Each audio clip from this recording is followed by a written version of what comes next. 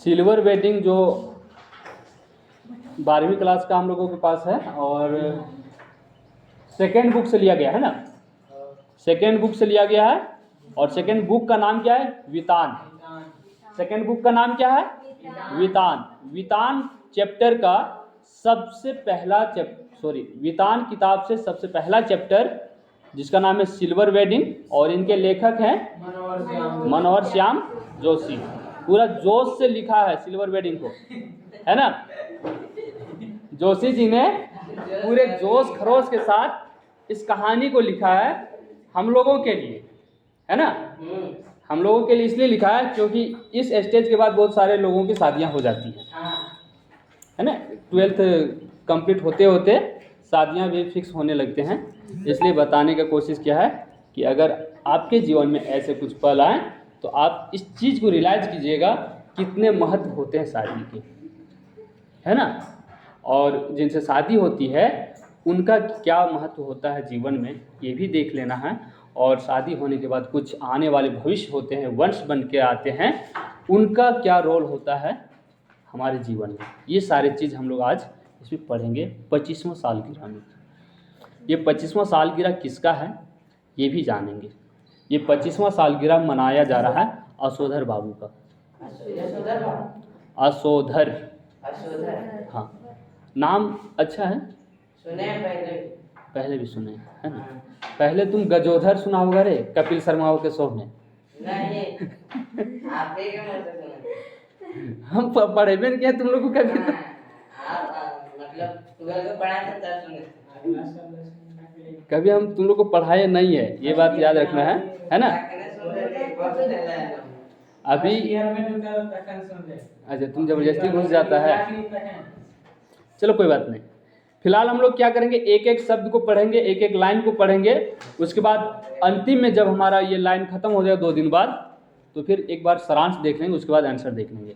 अगर हमारा एक एक लाइन अगर बीच में 2 दिन गायब नहीं हो जाओगे तो हमको लगता है कि आंसर लिखने की आवश्यकता नहीं पड़ेगा, ऑटोमेटिकली जो वहाँ पे आ जाएगा, है ना। और नहीं सुनोगे तो फिर आंसर लिखना पड़ सकता है, और लिखने के साथ साथ रटना भी पड़ेगा। चलिए स्टार्ट करते हैं। जब सेक्शन ऑफिसर, आपको याद रखना है सिल्वर वेडिंग किनका चल रहा है? असोधर बाबू का, है ना।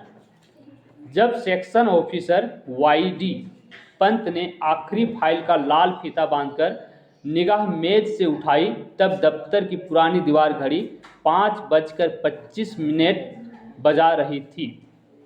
सेक्शन ऑफिसर, है ना, मतलब असोधर बाबू। देखेंगे असोधर बाबू का शॉर्ट नेम लिखा हुआ है वाईडी, ठीक है। हाँ, वाईडी किसके लिए लिखा गया है? असोधर के लिए। वाई से असोधर, असो, और डी से धर, असोधर। इसका नाम है असोधर पंत, इसलिए लिखा गया है वाईडी पंत, ठीक है।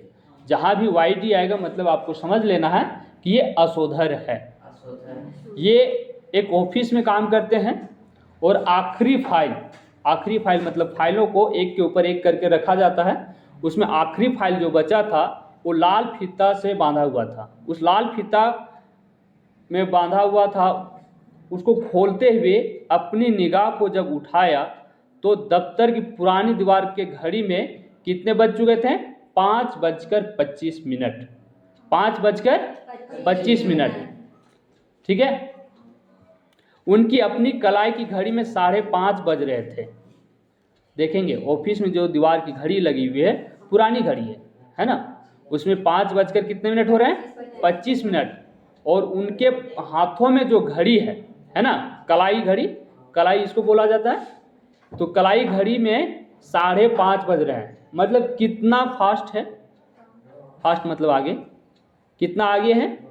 ऑफिस की घड़ी से असोधर बाबू का घड़ी कितना आगे चल रहा है? 5 मिनट। 5:30 मीन्स 5:30। और ऑफिस में कितने बज रहे हैं? 5:25 हो रहे हैं। पंत जी अपनी घड़ी रोजाना सुबह शाम रेडियो समाचारों से मिलाते हैं। रोजाना रेडियो का प्रचलन अब लगभग बंद हो चुका है ना। अभी भी शहरों में रेडियो का प्रचलन चल रहा है, देहात वाले बंद कर दिए, देहात वालों के पास इतनी फुर्सत नहीं कि रेडियो सुनेंगे, है ना, लेकिन शहरों में अभी भी फुर्सत है, लोग रेडियो सुनते हैं। शहर के ऑटो वगैरह में अगर आप सवारी करोगे तो आपको रेडियो की आवाज़ें आते रहेंगे। सभी ऑटो में लगभग रेडियो लगा के रखे हुए हैं, है ना। पहले ट्रांजिस्टर आते थे, गांव शहर के लोग 250-300 रुपये में खरीदते थे और चैनल को घुमा घुमा करके मिलाते थे, खर्र खर्र करते रहता था, है ना। रेडियो देखा हाँ देखे। कैसा होता है?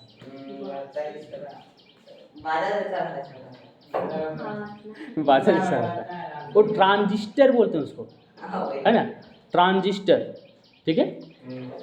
तो यहाँ से हम लोग देख रहे हैं कि ये जो असोधर बाबू है प्रतिदिन क्या करते हैं, प्रतिदिन सुबह शाम रेडियो समाचारों से मिलाते हैं, है ना। अपनी घड़ी का समय जो है किस चीज़ से मिलाते हैं, रेडियो समाचारों से।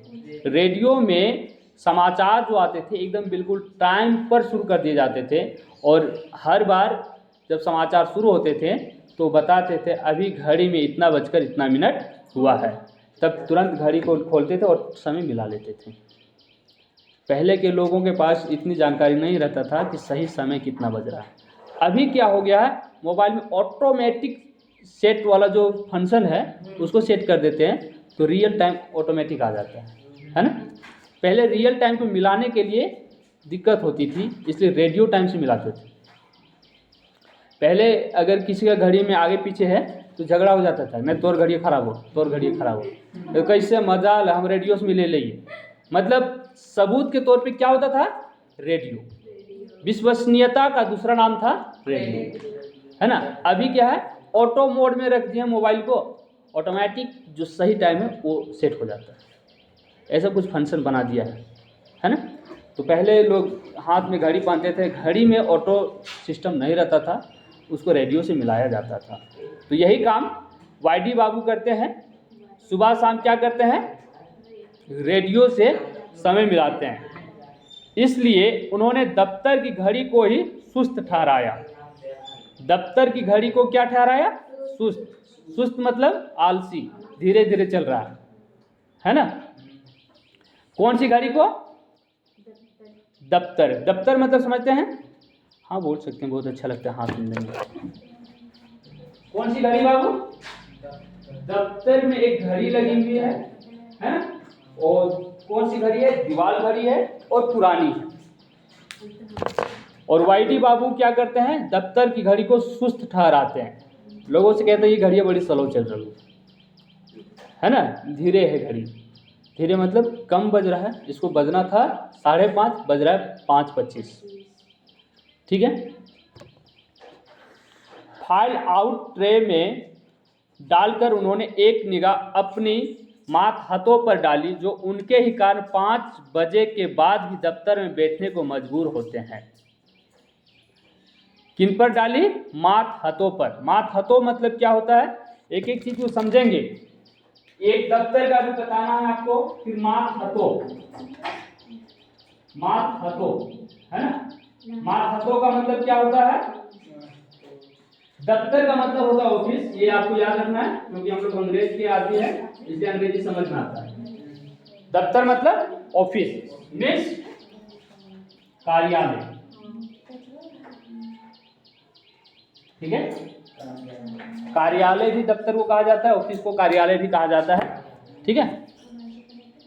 तो ये एक नज़र किसके पर अपने डालते हैं, माथ हाथों पर, जो उनके कारण ही 5:30 बजे के बाद भी बैठे रहते हैं, बैठने के लिए मजबूर हो जाते हैं। आप समझिए ये दफ्तर का हेड है।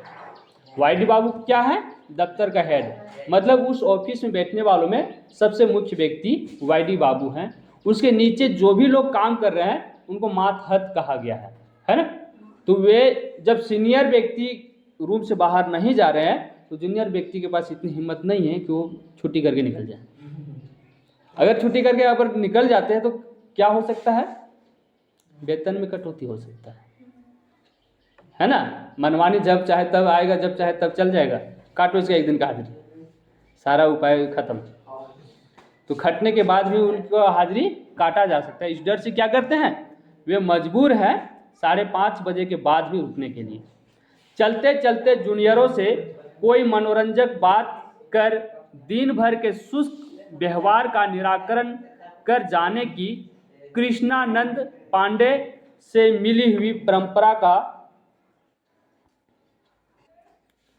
पालन करते हुए उन्होंने कहा, आप लोगों की देखा देखी सेक्शन की घड़ी भी सुस्त हो गई है। क्या बोल रहे हैं, ये मनोरंजक बातें करते हुए, जैसे ना कि अब देखें कि समय ज़्यादा हो चुका है, अब इनके नीचे जो काम कर रहे हैं वे लोग तो गुस्सा जरूर होंगे, है ना। तो उनको मनोरंजक बातें करते हुए, मतलब उनको मन को थोड़ा अलग तरीका से समझाने के लिए क्या करते हैं, वे बोलते हैं किस अंदाज में, कृष्णानंद से जो परंपरा उनको मिला, जो सीख मिला था, उसी अंदाज में। कृष्णानंद जिसको अभी हम लोग पढ़ेंगे किशन दा के नाम से, वाईडी बाबू उसको हमेशा किशन दा के नाम से जानता है ना, सीनियर है, दा शब्द समझ रहे हैं अपने से बड़े को। तो कृष्णा को क्या बोलते हैं, किशन दा। तो उनसे एक परंपरा मिला था, उसमें क्या बोलते हैं, आप लोगों की देखा देखी सेक्शन की घड़ी भी सुस्त हो गई है। किनको देखा देखी, अरे बच्चा, किशन दास से एक सीख मिला था उनको, वाईडी बाबू को। उस सीख के अनुसार मनोरंजक बातें करते हुए कहते हैं कि आप लोगों की देखा देखी सेक्शन की घड़ी भी सुस्त हो गई है। मतलब किनको बोल रहे हैं कि आप लोगों की देखा देखी, किनको, अपने ऊपर कोई दोष नहीं लेता है, अपने जूनियर को बोल रहे हैं, है ना, माथातों को बोल रहे हैं, आप लोग जिस तरह से सुस्त काम कर रहे हैं घड़ी भी सुस्त चल रही है। 5:25 हो रहा है ना, तो अब घड़ी को क्या बोल रहे हैं कि आप लोगों के देखा देखी घड़ी भी सुस्त हो गई है, ताकि गुस्सा उसके नीचे काम करने वालों को ना लगे कि हम इनके कारण से लेट तक रुके रहते हैं। छुट्टी का टाइम हो चुका है फिर भी हम रुके हुए हैं, तो सारा दोष किस पर मर देता है, माथ हाथों पर, अपने से जूनियरों पर, कि आप लोग लेट से काम कर रहे हैं, घड़ी भी लेट से चल रही है। जल्दी काम करते घड़ी जल्दी चलती, आप लोग जैसे सुस्त है घड़ी भी सुस्त हो गया। ये बात कह रहे हैं, ठीक है ना। अब आपको याद रह जाएगा कि वाईडी बाबू प्रतिदिन अपनी घड़ी को कैसे मिलाते हैं, कैसे मिलाते हैं, रेडियो के समय से, है ना। वाईडी बाबू के सेक्शन ऑफिस में दीवाल घड़ी में कितने बज रहे थे, 5:25, है ना, ठीक है।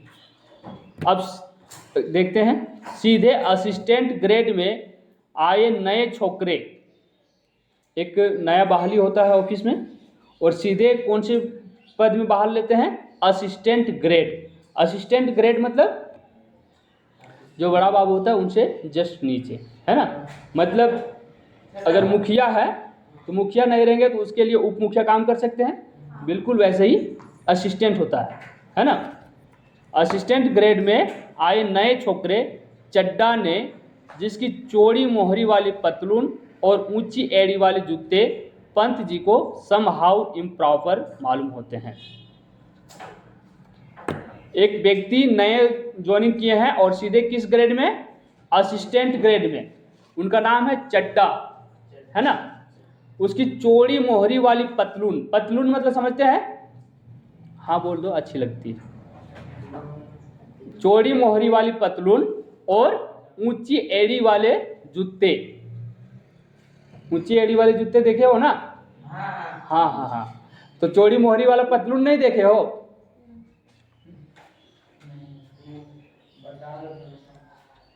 क्या होता है पतलून, अरे फुल पैंट, चौड़ी मोहरी वाली, मोहरी समझते हो ना, समझ गया, समझ गया। मोहरी किसको कहते हैं, पहला रहता है, हवा पानी बरसात कुछ पता नहीं चलता क्या बोलता है रे, क्या फैला फैला रहता है। हम पूछे मोहरी किसको कहते हैं, मोहरी,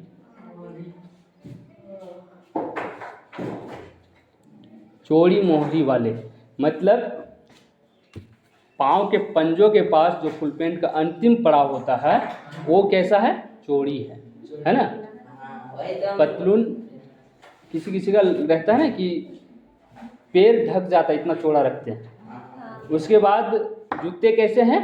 ऊंची हील वाले, है ना। ऊंची हील वाले जूते पहने हुए हैं और इस तरह से उनका पहनावा देख करके पंत जी को क्या लगता है? समहाउ इम्प्रॉपर, समहाउ इम्प्रॉपर मालूम होते हैं। किनको? पंत जी को, है ना। पंत जी किसको कह रहे हैं बाबू? आज रह जाएगा। पंत जी असोधर बाबू को, है ना। वाईडी पंत कहा गया है तो डायरेक्टली हम लोग क्या बोल रहे हैं? पंत जी। जी बोलते हैं आदर सूचक शब्द के लिए।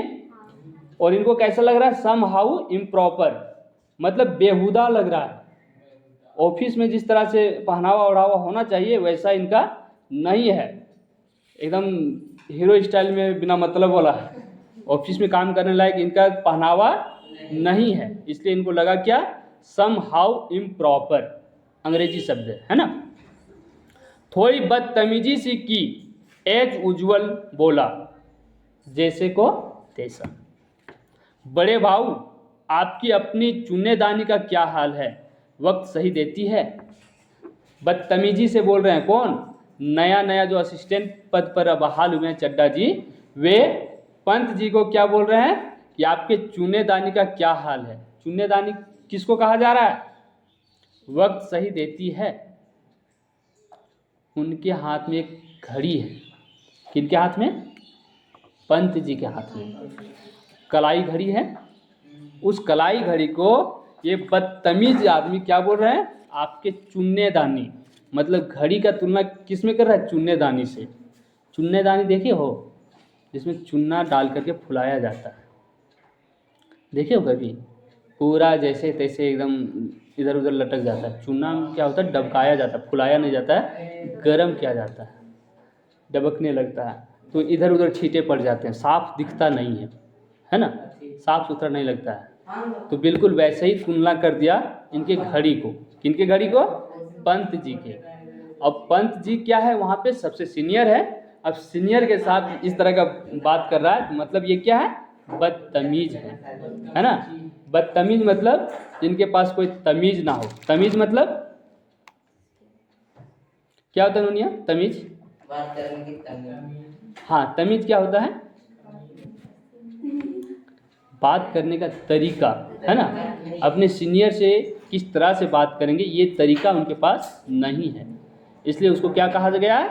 बदतमीज। तमीज मतलब होता है ज्ञान, ठीक है। तो उनके पास ज्ञान नहीं है। और फिर क्या बोलते हैं? पंत जी ने चड्डा की धृष्टता को अनदेखा किया। पंत जी ने चड्डा की धृष्टता, धृष्टता मतलब उनके दुर्व्यवहार को अनदेखा किया और कहा मिनट टू मिनट करेक्ट चलती है ना। मिनट टू मिनट करेक्ट चलती है। कौन सा चीज़? उनका घड़ी।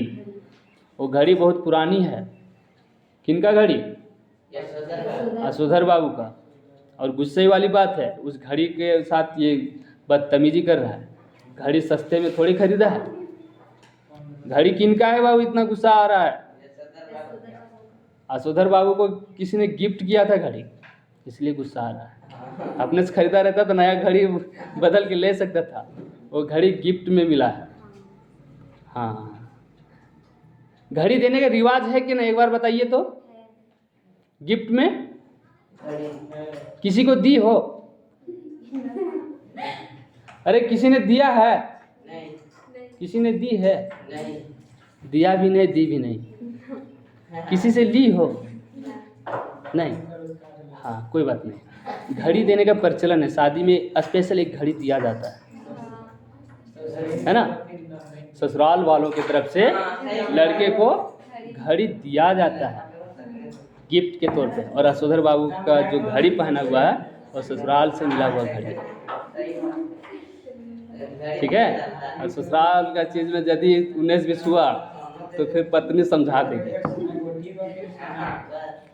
तो यही कारण है कि उस घड़ी का रख रखाव बहुत बेहतर ढंग से किया हुआ है। 25वां सालगिरह मीन्स 25 साल हो गया घड़ी का, फिर भी घड़ी मिनट टू मिनट समय बताता है। 25 साल क्या 25 साल होने में कौन सा बड़ा चीज़ है? शादी का 25 साल हुआ, शादी में गिफ्ट मिला, तो घड़ी का क्या 19 साल होगा? उसका भी हो जाएगा कि नहीं? फिर भी घड़ी कैसा समय देता है? मिनट टू मिनट करेक्ट, एकदम सही, एक जरा सा 19-20 नहीं। चड्डा ने कुछ और धृष्ट होकर पंत जी की कलाई थाम ली। चड्डा ने और धृष्ट होकर मतलब और बदतमीज बेहुदा आदमी बन के उनकी हाथ को थाम लिया। इस तरह की धृष्टता का प्रकट विरोध करना असोधर बाबू ने छोड़ दिया। मन ही मन वह उस जमाने की याद जरूर करते हैं जब दफ्तर में वह किशनदा को भाई नहीं साहब कहते और समझते थे, है ना। जब असोधर बाबू उस ऑफिस में काम करने आए थे तब वह भी जूनियर थे और उस टाइम किशनदा सीनियर थे, है ना।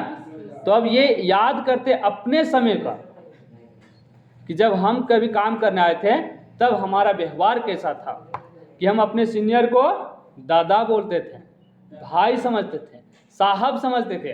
और एक चड्डा जी आया जो हमको ना तो अपने से ऊपर समझता, हमारे साथ क्या कर रहा है? बदतमीजी कर रहा है ना। हमारे घड़ी पर लांछन उठा रहा, जबकि ऑफिस में उस घड़ी से कोई लेना देना है क्या? कुछ नहीं। आपका काम है फाइल चेक करना, फाइल चेक कीजिए, घड़ी चेक काहे कर रहे हैं? तो इस धृष्टता को देख रहे हैं ये, है ना। किशनदा को क्या समझते थे? ये भाई नहीं साहब समझते थे, है ना। घड़ी की ओर देखकर वह बोला, बाबा आदम के जमाने की है बड़े भाऊ यह तो। बड़े भाऊ मतलब पहले किशनदा को मतलब कृष्णानंद को किशनदा कहते थे, मीन्स क्या? किशन दादा, है ना। अब समय चेंज हुआ, अब दा के जगह पे क्या हो गया? भाव, है ना। भाव, अपन से बड़ा आदमी को क्या बोलेंगे? भाव। अगर रिलेशनशिप भाई जैसा है तब दोस्ताना है तो भाव। तो यही चीज कह रहे हैं, क्या कह रहे हैं कि बाबा आदम के जमाने की है बड़े भाऊ यह तो, मतलब घड़ी की उसका कलाई पकड़ लिए हैं, उनकी घड़ी को इशारा करते हुए बता रहे हैं कि ये बाबा आदम जमाने की है ना। बाबा आदम जमाने, बाबा मीन्स तो समझते हैं बाप के बाप, है ना। उसके समय का है घड़ी। या तो डिजिटल लो, एक जापानी सस्ती मिल जाती है। अब इस घड़ी को छोड़ो और क्या लेने बोल रहे हैं? डिजिटल, है ना। और जापानी घड़ी लो, भारत वाला घड़ी नहीं, जापानी घड़ी। डिजिटल में सस्ता घड़ी अगर चाहोगे तो बहरिया वाला चीज़ मिलता है। मोबाइल वो नहीं देखते हैं, चाइनीज में वाला खरीदता है आदमी जल्दी, सस्ता में ज़्यादा फंक्शन।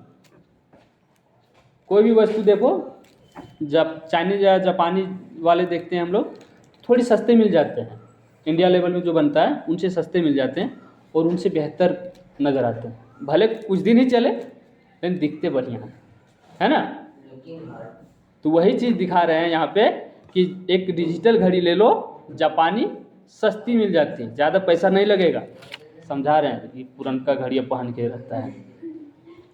तब क्या बोलते हैं असोधर बाबू, यह घड़ी मुझे शादी में मिली थी। घड़ी कब मिली थी? शादी में। हम पुरानी चाल के, हमारी घड़ी पुरानी चाल की। अरे यही बहुत है कि अब तक राइट टाइम चल रही है। क्यों, कैसी रही? अब उनको समझा रहे हैं कि ये हम शादी में लिए थे घड़ी, है ना, शादी में हमको मिला है। और सबसे बात यह है कि ये घड़ी पुरानी चाल की है। पुरानी चाल मतलब जैसे उस घड़ी को जिस टाइम लिए थे उस टाइम जिस तरह से चल रही थी वैसा ही आज भी चल रही है ना।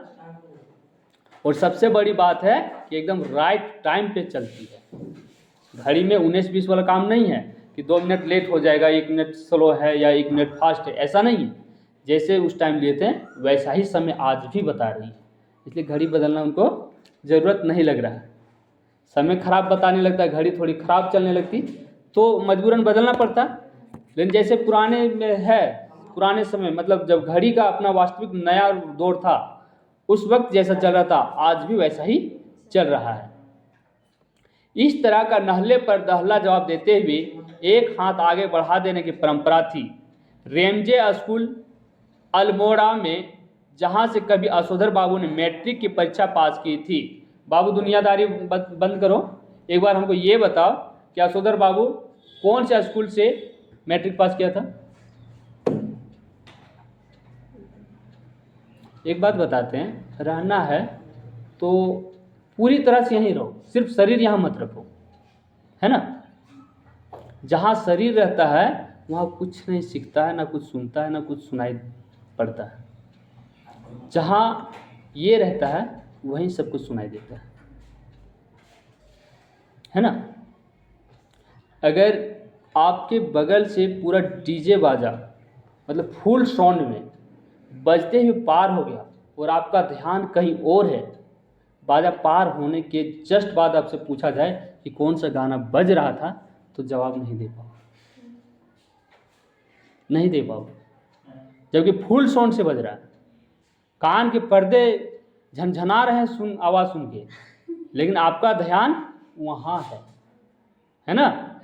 तो जैसे आपको पूछा जाए कौन सा गाना बज रहा था, तो उसके साथ कभी कोई गाना गाए होंगे तो वही गाना मुंह पे आ जाएगा,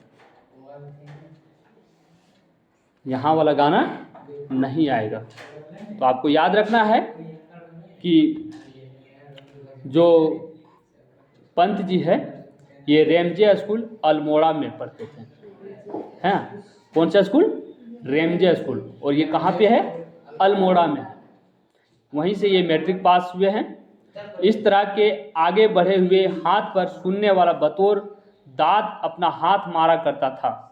बतौर दाद अपना हाथ मारा करता था मतलब शेरो शायरी वाले नहीं करते हैं, वाह वाह वाह वाह।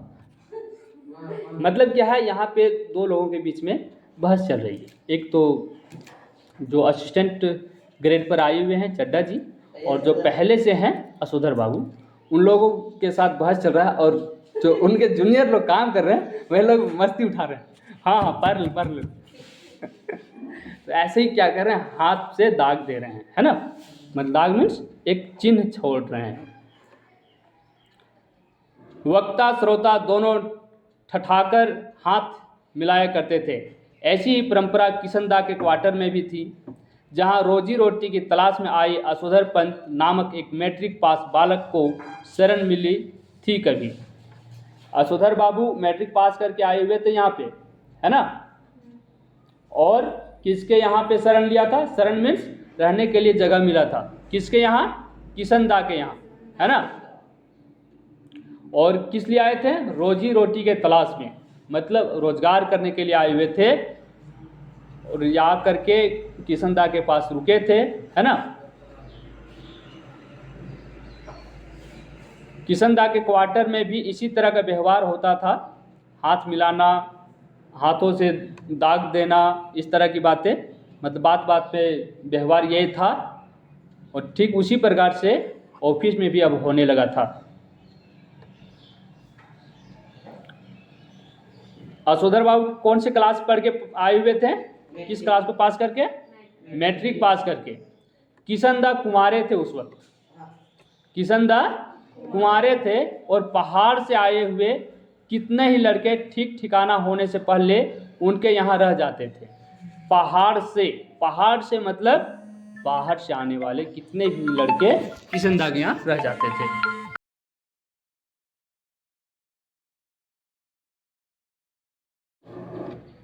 जो वहाँ से आए, है ना, पंत जी मैट्रिक की परीक्षा पास करके, उसी तरह से पहाड़ से भी कुछ लोग आए थे। पहाड़ मतलब क्या है? एक क्षेत्र है, पहाड़पुर नाम से, है ना।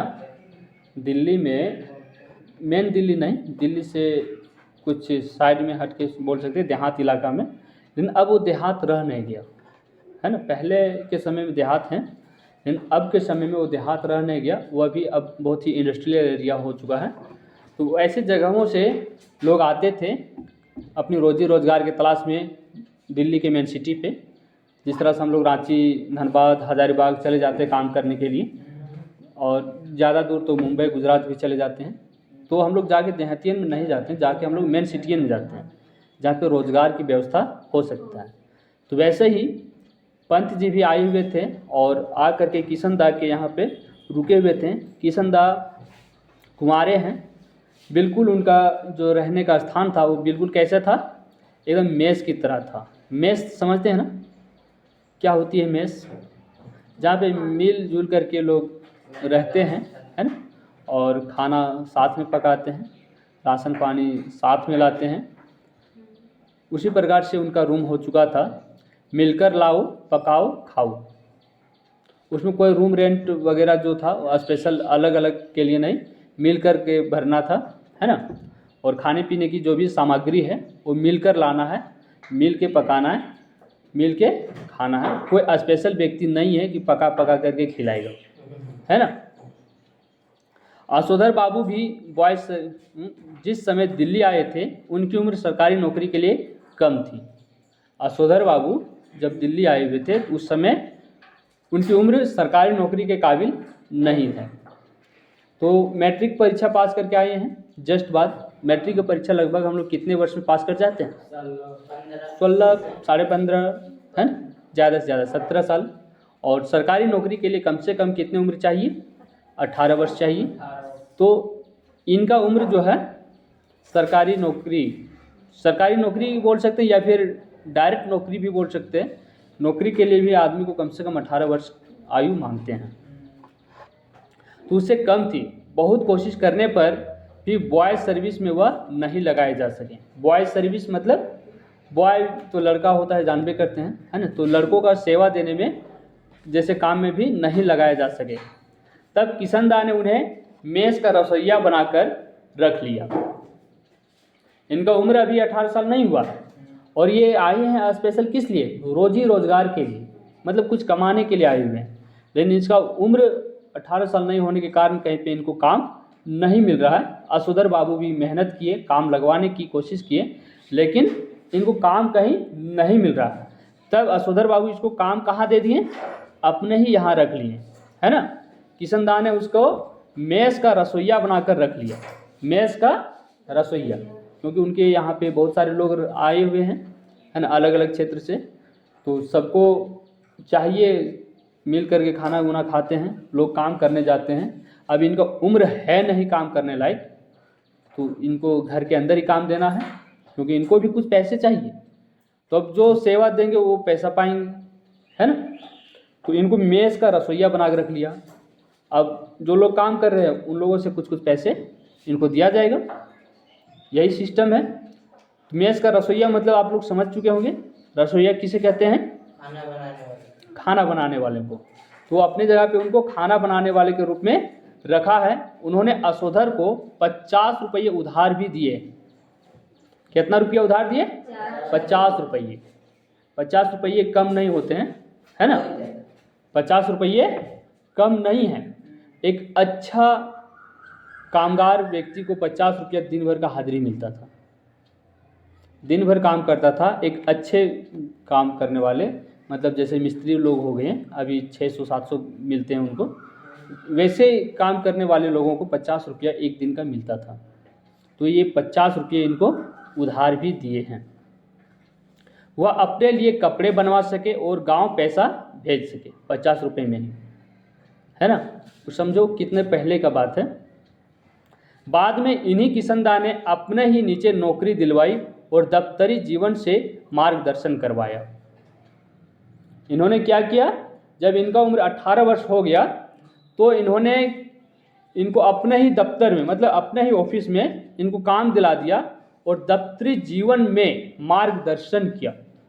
मतलब किस तरह से ऑफिस में काम करते हैं, इन सब चीज़ों को इन्होंने सिखाया। चड्डा ने जोर से कहा, बड़े भाऊ आप किन ख्यालों में खो गए।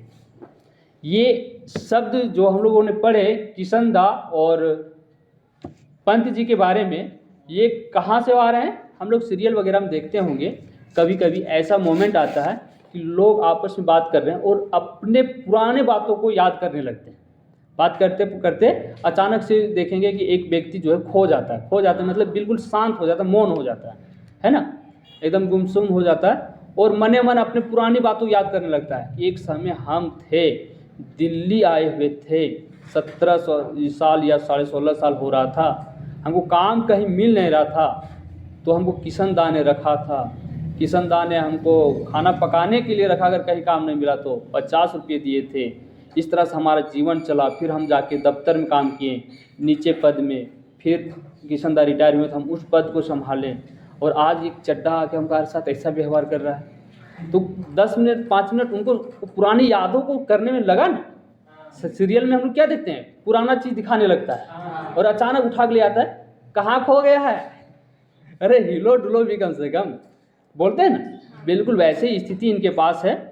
तो चड्ढा जी जोर से कहा, बड़े भाऊ आप किन ख्यालों में खो गए हैं, ताकि उनके कानों तक आवाज़ जा सके। वो खो चुका है, कुछ बोल रहे उनको सुनाई नहीं दे रहा है, तो उनके लिए जोर से बोलना पड़ेगा ताकि वो उसका ख्याल टूटे और हमारे बीच की बातें हो सकें। मेनन पूछ रहा है कि आपकी शादी हुई कब थी, है ना। जैसे घड़ी इनकी शादी की है, तो अब तो ये पता चलना चाहिए कि शादी आपकी हुई कब थी। तो उनसे पूछ रहे हैं कि शादी आपकी हुई कब थी। असोधर बाबू ने शक पकाकर अपना बढ़ा हुआ हाथ वापस खींचा और मेनन से मुखातिब होकर बोले, now let me see, I was married on 6 February 1947, है ना। This is English word.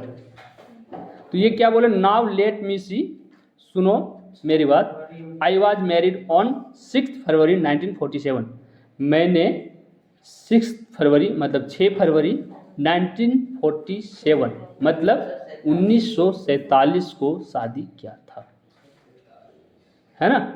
याद रह जाएगा इन्होंने शादी कब किया था, कब, हाँ असुधर बाबू कब शादी किया था,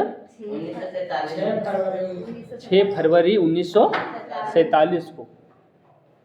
बताओ बाबू, उस समय 50 रुपया मिला था इनको जब ये 16-17 साल के थे।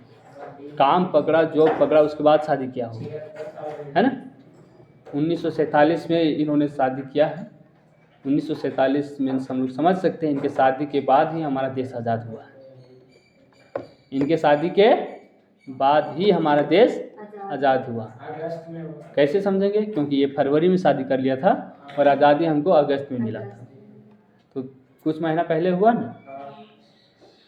मेनन ने फौरन हिसाब लगाया और चहकर बोला, है ना। मेनन जो है हिसाब किताब में तेज है, तुरंत हिसाब लगा दिया, इतना दिन इतना दिन इतना दिन, अच्छा ठीक, और तुरंत चहक कर बोले। चहक कर मतलब बड़ी उत्तेजना से, many happy returns of the day sir, है ना। Many happy returns of the day sir, आज तो आपका सिल्वर वेडिंग है। ठीक ठाक है ना बच्चों। दिन भी वैसा ही सेट हो गया, शादी का दिन ही आ गया। जिस दिन बहस हो रहा है वही दिन उनका शादी का सालगिरह चल रहा है। उन्होंने हिसाब किताब लगाया और क्या बोल दिया, ये आपका सिल्वर वेडिंग है। सिल्वर वेडिंग मीन्स 6 फरवरी 1947 को इनका शादी हुआ था। सिल्वर वेडिंग होता आपका 25 साल का। तो ये कौन सा साल चल रहा था जब इनका सिल्वर वेडिंग मनाया गया, हिसाब किताब लगा लो। मेनन ने लगा लिया तो आप भी लगा सकते हैं। कौन सा साल होना चाहिए और कौन सा तारीख होना चाहिए ये भी तय किया जा सकता है। कौन सा मंथ होना चाहिए ये भी तय किया जा सकता है। कौन सा,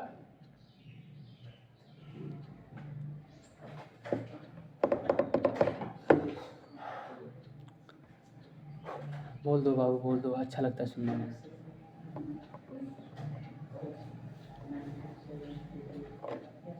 अरे छुआ छुआ किधर नहीं कहते कर मेरे, फटाक से बोलो।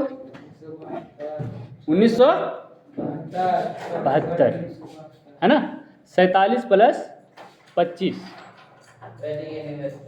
47 प्लस 25 कितना हो गया, 1972।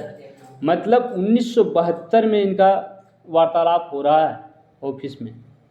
शादी हुआ कब, 1947 में, और बहस कब चल रहा है, 1972 में। मतलब 25 साल हो गया है, शादी को पूरे 25 साल हो गया। असोधर जी खुश होते हुए झेपे और झेपते हुए खुश हुए, है ना, खुश होते हुए झेपे और झेपते हुए खुश हुए, मतलब समझ रहे हैं। थोड़ी सी शर्मीली अंदाज में सिर झुका देते हैं ना, वही काम है इनका। जैसे ही सुना शादी के 25 साल हो गए, ये भूल चुके थे ऐसा उनको लग रहा है। तो जैसे मेनन ने बताया happy returns of the day, तो जब कोई मुबारकबाद देता है तो थोड़ी सी मुस्कुराना उचित है और चाहिए भी, ताकि ये समझ में आ जाए कि हमने जो उनको बोला वो एक्सेप्ट की। अगर थोड़ी सी मुस्कान भी नहीं, मतलब मेरा बोला हुआ सब कुछ बेकार चला गया, है ना। जो मुबारकबाद हमने उनको दिए उन्होंने स्वीकार किया ही नहीं। अगर उनके चेहरे में किसी तरह का कोई रिएक्शन नहीं आया तो कोई स्वीकार नहीं, मतलब बेकार है। तो इस तरह से उन्होंने क्या किया, थोड़ी सी खुश होते हुए झेपे, मतलब थोड़ी सी सिर को झुकाए, और सिर झुका करके भी थोड़ी सी और ज़्यादा खुश हुई कि चलो इनको भी कम से कम याद आया शादी का 25 साल हो चुका है। उन्होंने किशन दास से सीखी थी ये अदा। किनसे सीखी थी? किशन दास से, है ना। इस तरह से छुपाना और छुप करके मुस्कुराना किससे सीखे हैं? किशन दास से। मतलब बहुत सारा चीज़ किशन दास से सीखे हुए हैं। चड्डा ने घंटी बजाकर चपरासी को बुलाया और कहा, सुन भाई भगवान दास, बड़े भाव से बड़ा नोट ले, है ना। चड्डा कैसा आदमी है?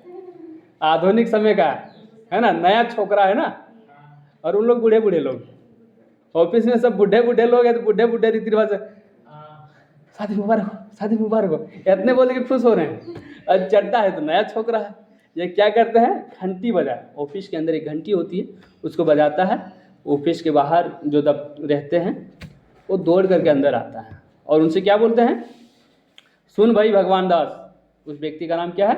भगवान दास। बड़े भाव से बड़ा नोट ले। बड़े भाव मीन्स किशन दास। किशन दास से एक बड़ा सा नोट ले ले और सारे सेक्शन के लिए चाय पानी का इंतजाम कर फटाफट। पैसा किससे खर्चा लेना है? किशन दास से, क्योंकि शादी का सालगिरह उनका है ना। असोधर जी बोले, अरे ये वेडिंग एनिवर्सरी वगैरह सब गोरे साहबों के चोंचले है, हमारे यहाँ थोड़ी मनाते हैं, पैसा बचाना है बाबू, है ना। ये क्या बोल रहे हैं कि पैसा मांग लिया ना बाबू, इसलिए इस तरह का और व्यवहार आ जाता है। अब हमारे मन में है कि हम बिना मतलब का खर्चा ना करें, और आप लोग ज़बरदस्ती फंसा रहे हैं कि ना इसे बड़े भाव से ले लीजिए बड़ा सा नोट, छोटा नोट में होगा नहीं, क्योंकि वहाँ पे जितने लोग काम करें सबके लिए चाय पानी चाहिए, किसको खिलाएंगे और किसको नहीं खिलाएंगे, ये भी एक समस्या है। तो इस पर क्या कहते हैं, एकदम बड़ी संकोची मन से, अरे ये वेडिंग एनिवर्सरी वगैरह सब गोरे साहबों के लिए है यार, ये सब क्या फालतू कर रहे हैं, हमारे यहाँ ये सब थोड़े मनाया जाता है। ऐसे ही इनकार करते जा रहे हैं। चड्डा बोला, मिक्सचर मत पिलाइए गुरुदेव।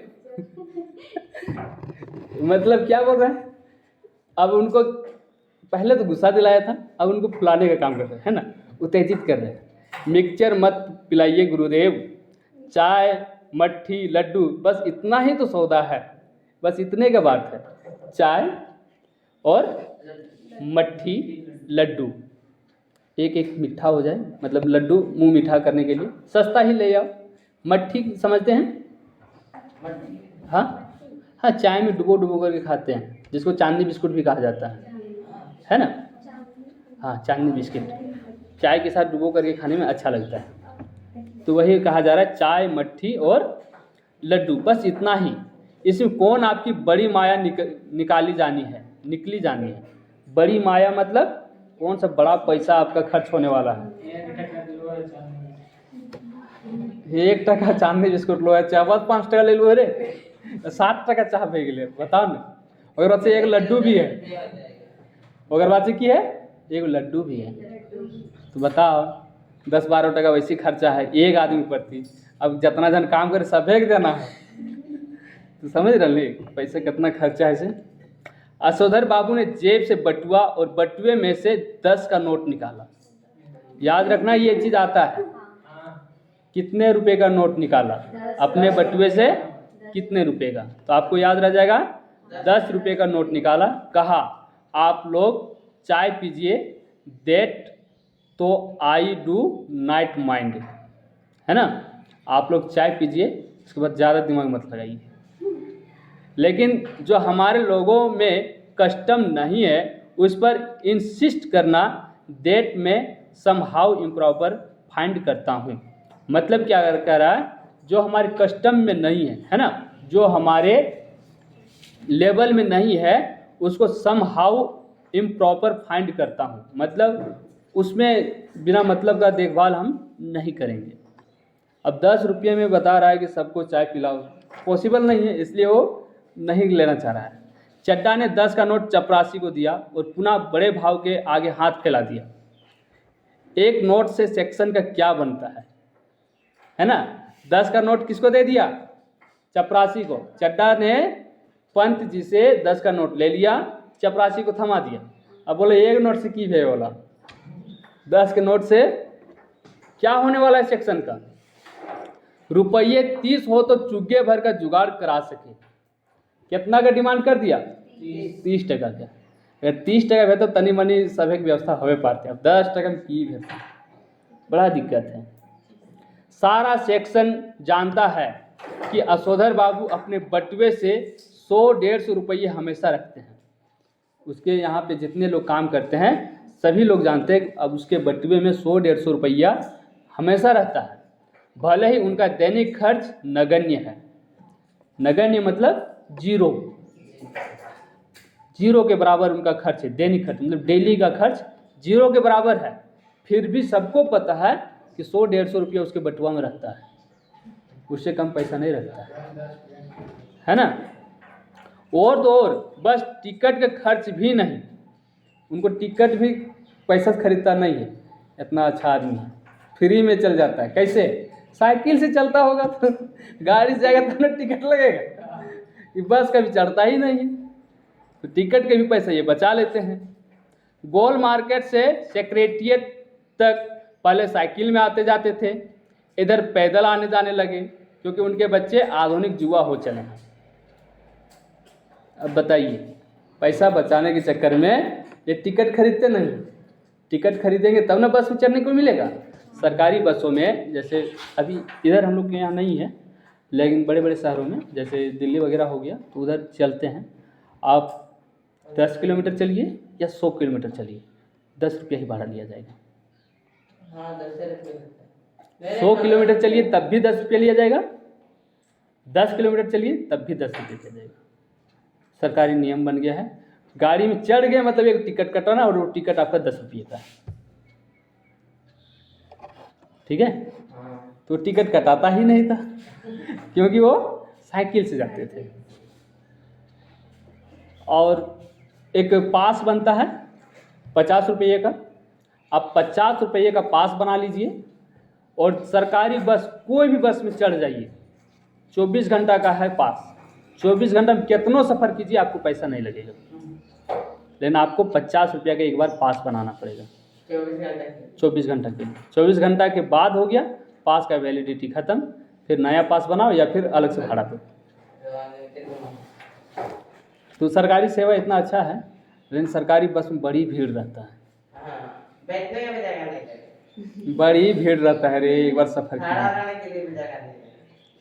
तो हम लोग सोचे कि वो हुआ जितने 10 टका दे ले, हम लोग झगड़ा भी कर देते थे।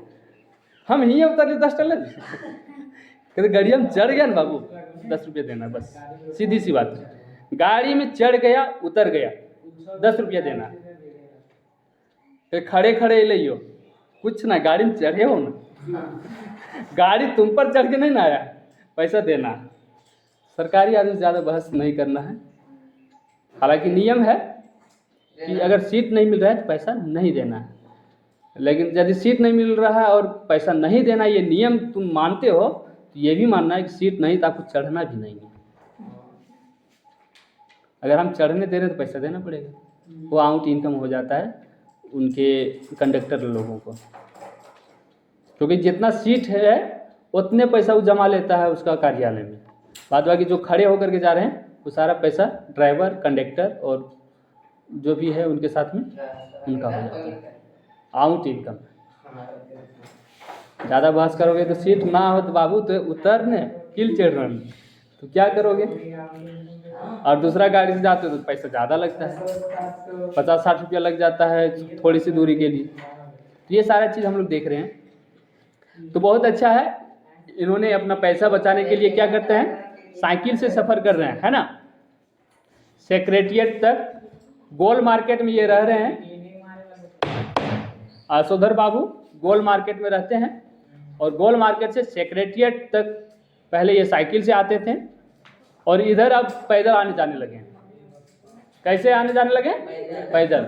अब समझिए, पहले आते थे मतलब जब शरीर थोड़ा जवान की तरह था तब साइकिल से आते थे, थोड़े शरीर बूढ़े होने लगे तब पैदल आने लगे।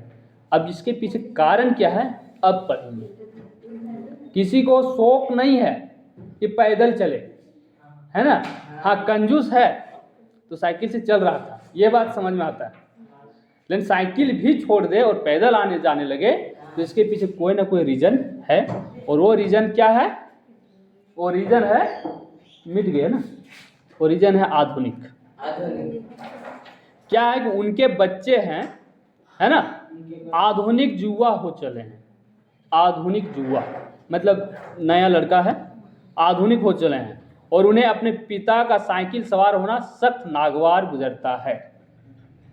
आधुनिक जुआ हो गया है, और अगर पप्पा जा रहा है कौन सी में, साइकिल में, तो उनको बेशर्मी सा लगता है कि अगर दोस्तों के, अरे तोरे पप्पा हो ना साइकिल से जहाँ, तो इस लाज से क्या कर रहा है, अपन पप्पा के बोलते साइकिल से आप ना जिए, साइकिल से आप ना जिए।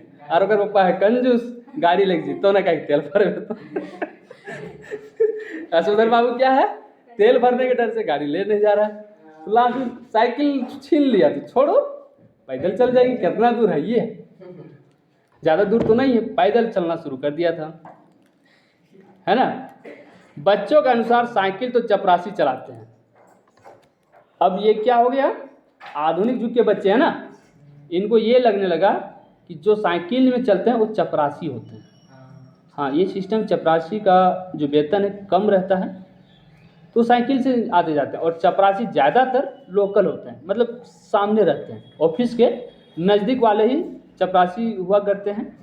और जब नज़दीक हैं तो काहे गाड़ी वाड़ी करेंगे, साइकिल से तुरंत चढ़ते हैं, तुरंत जाके गेट उठ खोल के फिर रिटर्न आ जाते हैं, नहा धो के फिर जाते हैं आराम से। तो ये काम उनको लगा कि जो साइकिल से चलते हैं वो क्या होते हैं, चपरासी होते हैं। बच्चे चाहते हैं कि पिताजी स्कूटर ले ले, है ना, स्कूटर बहुत नामी गाड़ी है उस समय का, उस समय चलती। तो बच्चे क्या चाह रहे हैं कि पिताजी जो है एक स्कूटर ले ले, लेकिन पिताजी को समहाउ स्कूटर निहायत बेहुदा सवारी मालूम होती है। स्कूटर बहुत खराब सवारी मान रहा है, मतलब बहुत अच्छा गाड़ी नहीं मान रहा है, उसको खराब गाड़ी मान रहा है, बड़ी तेल पीता है ना। साइकिल क्यों छीना गया उनसे, ये याद रख लेना है।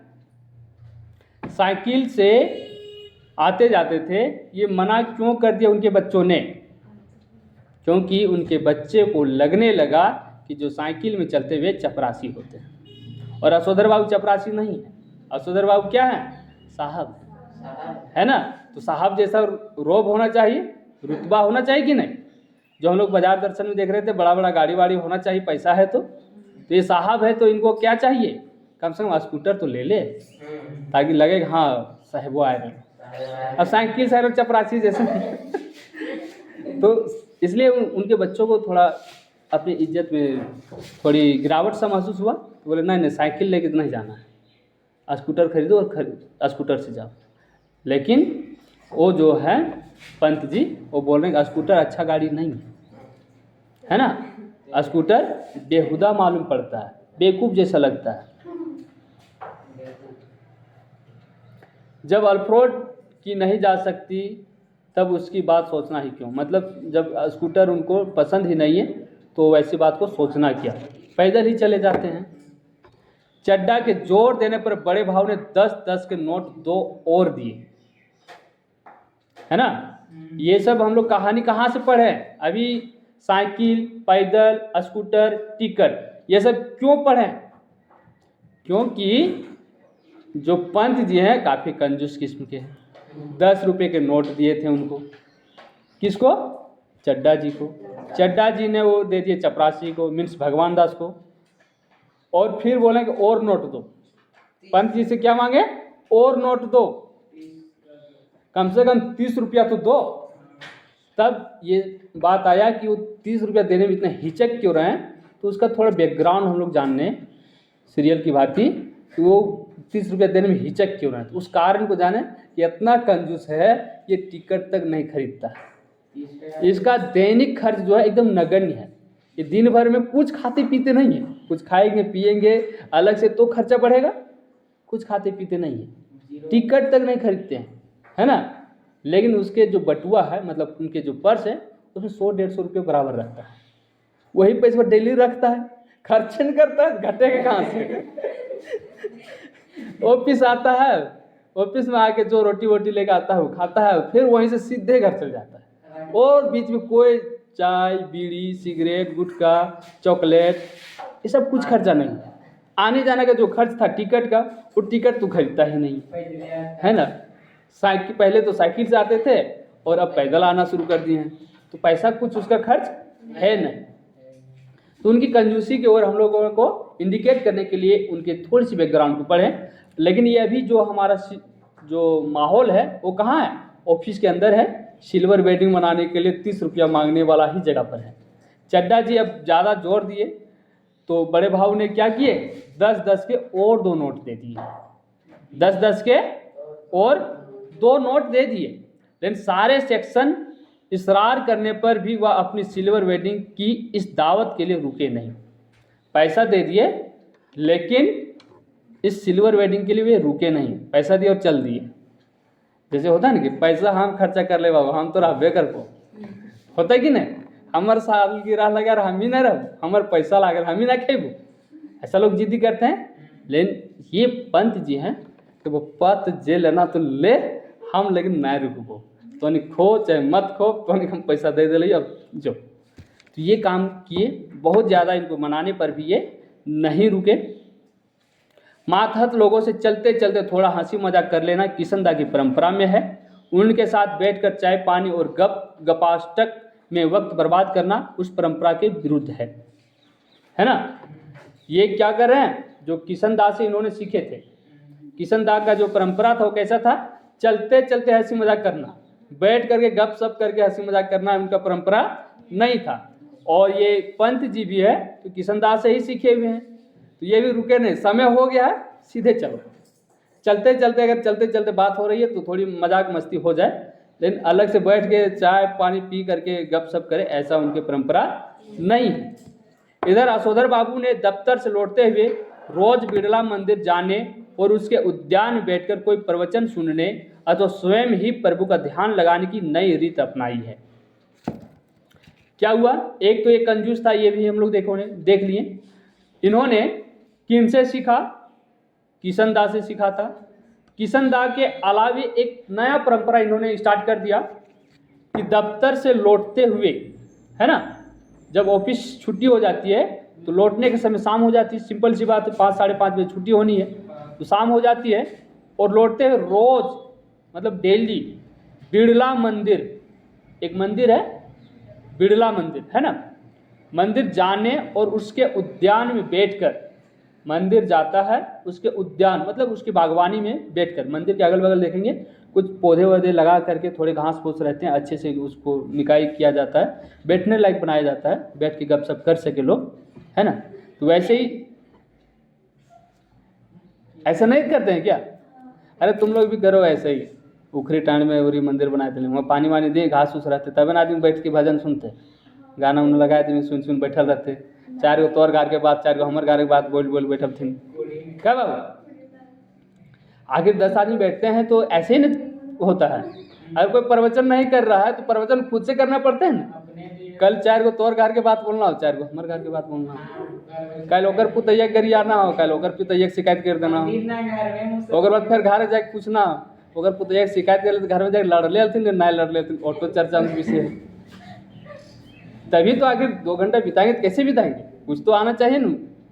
तो इन्होंने एक नया परंपरा स्टार्ट किया कि बिरला मंदिर जाते हैं और वहाँ के उद्यान में बैठ करके कोई प्रवचन सुनने अथवा स्वयं ही प्रभु का ध्यान लगाने की रीत अपनाएं। अगर मंदिर में कुछ प्रवचन चल रहा है तो उसको ध्यान से सुनते हैं, अगर प्रवचन नहीं चल रहा है तो खुद प्रभु पर ध्यान लगाते हैं, मतलब थोड़े से बैठ करके भगवान की तरफ अपना ध्यान मग्न करते हैं, भगवान की चर्चा करते हैं। इस तरह के एक नया नियम बना लिया है असोधर बाबू ने। यह बात उनके पत्नी बच्चों को बहुत अखरती है। पत्नी और बच्चे को क्या होती है? अखरती, मतलब अच्छा नहीं लगता कि रोज रोज मंदिर जा है, वो बैठ रो है, प्रवचन सुन रो है। ये पत्नी को भी अच्छा नहीं लग रहा है और बच्चों को भी। क्यों नहीं लग रहा है? पत्नी भी अब घर में रह के एकर दोकर सहेली जर घूर के मॉडल बन गए है ना। अब मॉडल बन गए हो तो मॉडल की जानबे करो, जींस टी शर्ट पहन के निकल जाना बाजार में, है कि ना। जींस टी शर्ट पहन के बाजार में निकल जाना। और बेटा सब तो खैर नया उम्र के है, वो तो मॉडल रहबे करते, एक कोई शक ना है कि नहीं। लेकिन पत्नी मॉडल होगी, सबसे ज़्यादा दिक्कत यहाँ पर है ना। यदि असोधर बाबू का शादी हुए 25 साल हो गए तो उनकी पत्नी का भी तो 25 साल हो गया होगा, तो उनका कम हुआ होगा, उनका भी 25 साल हो गया होगा, है कि नहीं। क्योंकि एक ही शादी किया है और एक ही पत्नी है, तो सिंपल है, उनका भी 25 साल हो गया है। तो सपोज अगर मान लिया 17, 18 साल, 20 साल में उनकी शादी हुआ और 25 साल हो गया है, तो लगभग बूढ़ी वो होने का उम्र हो गया है ना। नहीं नुनिया, अरे शादी 25 साल जन्मते हुए नहीं किया है।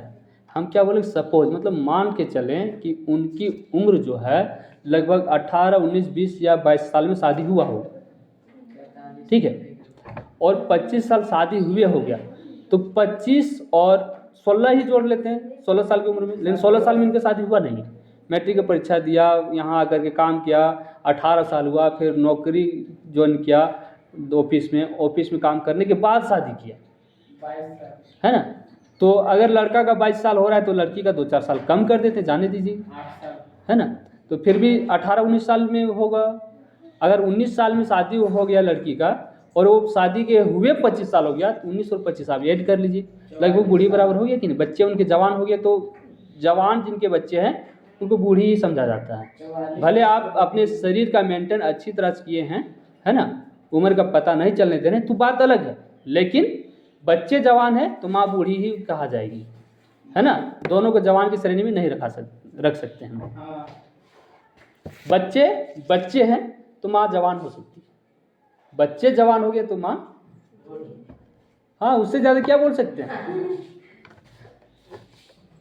तो उस उम्र में अगर ये आधुनिक हो गई है तो दिक्कत है। तो इसलिए इनको क्या है कि रोज ये जो मंदिर जाने लगे हैं, एक नया नियम लागू कर दिया है, तो उनके बच्चे को तो अखरता ही है, लेकिन उनके पत्नी को भी इस बात से अखरता है, मतलब ये अच्छा उनको नहीं लग रहा है। बब्बा आप कोई बूढ़े थोड़ी हैं। उसकी पत्नी क्या बोलते हैं, ए बाबा तो कोनो बूढ़ी थोड़े लगे, है ना, जो तुम रोज रोज मंदिर जा हैं, इतने ज़्यादा व्रत करे हैं, मतलब इतना ज़्यादा व्रत करते हो, ऐसा कहते हैं। व्रत मतलब क्या है, पूजा पाठ, है ना। किनको बोल रहे हैं, असोधर बाबू को, कि आप बूढ़े नहीं हैं जो आप रोज रोज मंदिर चले जाते हैं। उनके हिसाब से मंदिर जाना किसके लिए है, बूढ़ों के लिए। असोधर बाबू इस आलोचना को अनसुना कर देते हैं। रोज रोज उसकी पत्नी बोलती है, लेकिन असोधर बाबू अनसुना कर देते हैं, जैसे वो कुछ सुने हुई नहीं है ना। सिद्धांत के धनी की किशनदा के अनुसार यही निशानी है। सिद्धांत के धनी मतलब अमीर, है ना। किस चीज़ का अमीर है, सिद्धांत के। सिद्धांत मतलब नियम का। उन्होंने एक नियम बना लिया है कि ऑफिस से आते वक्त मंदिर घुसना है, मीन्स घुसना है ना।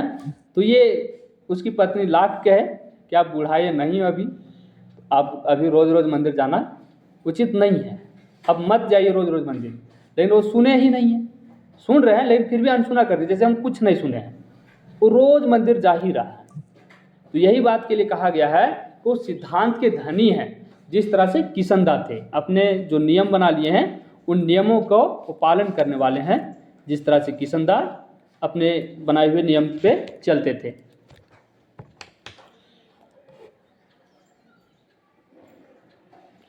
बिड़ला मंदिर से उठकर असोधर बाबू पहाड़गंज जाते हैं, है ना। बिड़ला मंदिर से उठ करके असोधर बाबू कहाँ जाते हैं? पहाड़गंज। और घर के लिए साग सब्जी खरीद लाते हैं। कभी दिल्ली जाओ तो पहाड़गंज एक बार जरूर घूमो, है ना। कभी दिल्ली जाने का मौका मिले तो एक बार पहाड़गंज जरूर घूम लेना। पहाड़गंज पहले गरीब इलाका हुआ करता था, जहाँ झुग्गी झोपड़ियों में बाजार लगते थे। अब अच्छा शहर बन गया है पहाड़गंज, लेकिन चोरी अच्छा खासा होता है, जेब कतरी अच्छा खासा होता है। अगर उधर घूमोगे तो ग्रुप में घूमना है, अकेले घूमोगे तो पता चलेगा जो आपके पर्स में है वो गायब हो जाएगा, आपको पता भी नहीं चलेगा। इतने अच्छे से हाथ सफाई करने वाले पहाड़गंज में पाए जाते हैं, है ना। कब कान का बाली खुल के गिर जाएगा ना, पता भी नहीं चलेगा। कब पर्स से पैसे निकल जाएंगे ये भी पता नहीं चलेगा। किसी तरह कोई लड़ाई झगड़ा नहीं, ना आपके शरीर से कौन सा वस्तु गायब कर दिया जाएगा ना, पता नहीं चलेगा। क्योंकि पहाड़गंज इतना भीड़ भाड़ इलाका है, सट के कोई गया तो आपका कुछ ना कुछ गायब कर दिया। अब किनके हाथों में वो जादू है ये भी पॉसिबल नहीं पता करना। तो ये क्या करते हैं, पहाड़गंज चले जाते हैं। उस टाइम इतना चोरी चकारी नहीं होता होगा। मंदिर से निकलते हैं और पहाड़गंज चले जाते हैं और घर के लिए साग सब्जी खरीद लाते हैं। किसी से मिलना मिलाना हो तो वह भी इसी समय कर लेते हैं। तो भले ही दफ्तर 5 बजे छूटता हो, वह घर 8 बजे से पहले नहीं पहुंचते। दफ्तर कितने बजे छूटता है बाबू? 5 बजे। घर कब लौटता है? 8 बजे। 8 बजे। इस बीच क्या करता है? 3 घंटा मंदिर जाता है। उसके बाद पहाड़गंज जाता है साग सब्जी खरीदने के लिए, और किसी से मिलना जुलना है तो इसी बीच में मिलजुल लेता है। किसी से हाय हेलो, किसी से गप्पे सप्पे करना है तो सब्जी खरीदने के टाइम ही कर लेना है, मतलब बाजार में भेंट कर लेना है, अलग से किसी का डेरा में नहीं जाना है। इस तरह से समय बीतते हुए लगभग 8 बजते बजते वो घर पहुंच जाता है। आज बिड़ला मंदिर जाते हुए असोधर बाबू की निगाह उस अहाते पर पड़ी जिसमें कभी किशनदा का 3 बेडरूम वाला क्वार्टर हुआ करता था।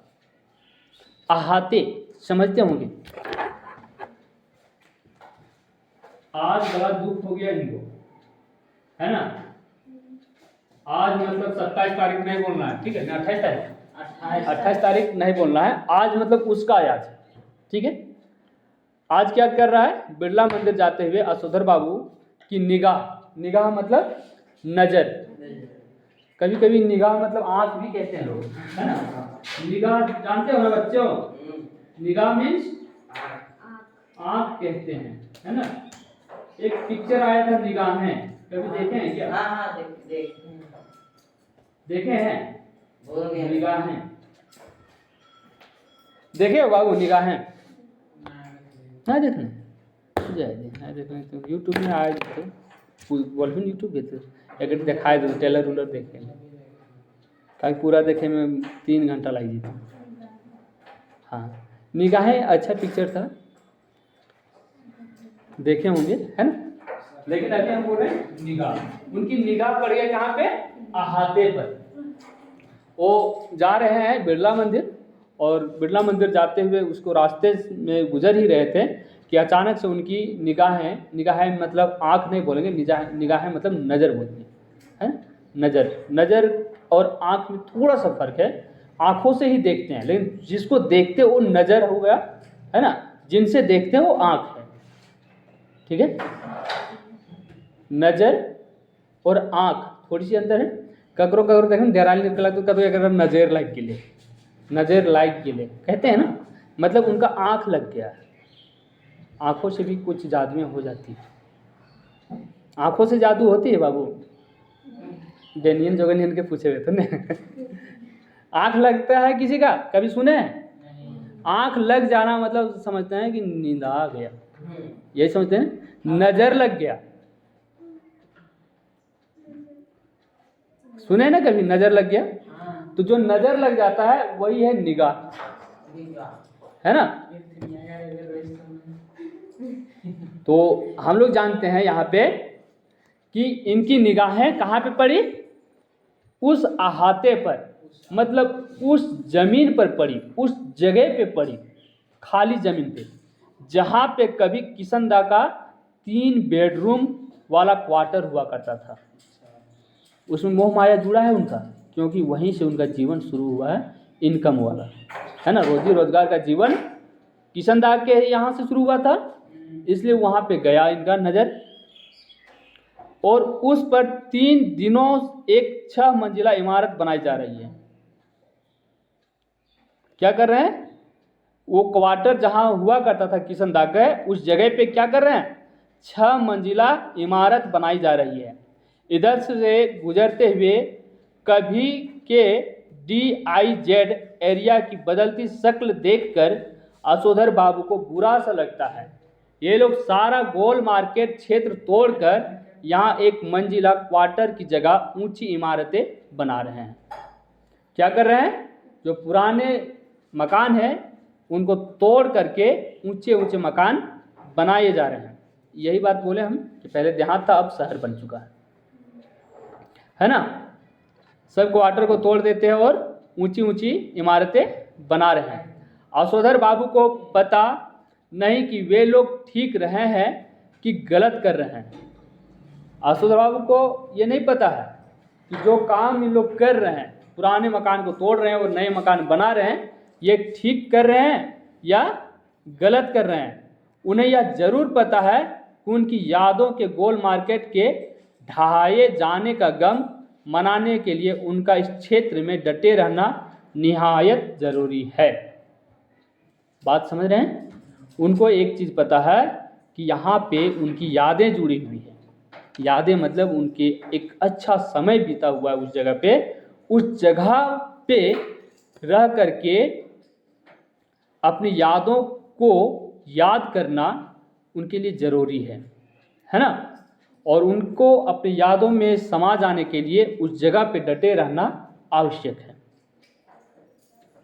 किसी जगह पे हम लोग जैसे ना कि किसी का बचपन किसी का मामा घर में बीतता है, किसी का मौसा घर में, मौसी घर में, इस तरह से कहीं ना कहीं बचपन बीतता है और एक अच्छे उम्र होने के बाद वापस आ जाता है या फिर ससुराल चल जाती है। सिंपल सी बात, अगर लड़कियों को ज़्यादा ले तो एक अच्छा सा दिन, एक अच्छी उम्र, एक सुनहरा जीवन अपने घर में बीतता है और फिर एक नए घर में चले जाती हैं।